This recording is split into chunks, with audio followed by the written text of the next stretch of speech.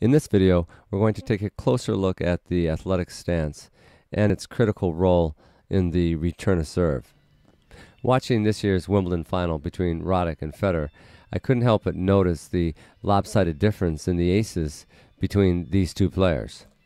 I really thought Andy deserved to win this match, but in the end, his return game really let him down.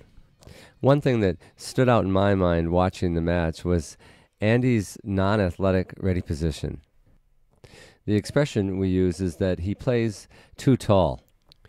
It's just a characteristic of the bigger players like Tsonga and Roddick who just don't stay down on the return of serve. However, this doesn't mean that they shouldn't do it. Federer's serve is big, but it pales in comparison to the power of Roddick's. Yet, Federer had 50 aces and Roddick only 27.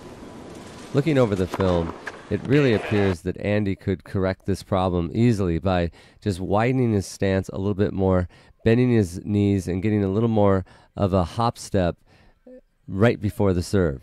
This stance seems to cause him to be a split second late on his split step, which is critical for the return of serve.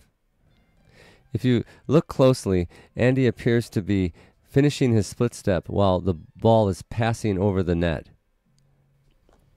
Now, comparatively, we'll look at Roger Federer. He seems to have a much wider base, and there's a bounce in his step. Because of this wider stance, he's able to lean across his body on balance and just block many of the returns back. Roddick, on the other hand, doesn't even make a play on many of the serves, which could be possibly blocked back if he could just stretch his body out wide. Jerry Cape, one of our USPTA pros at our school, uses the 5-inch rule.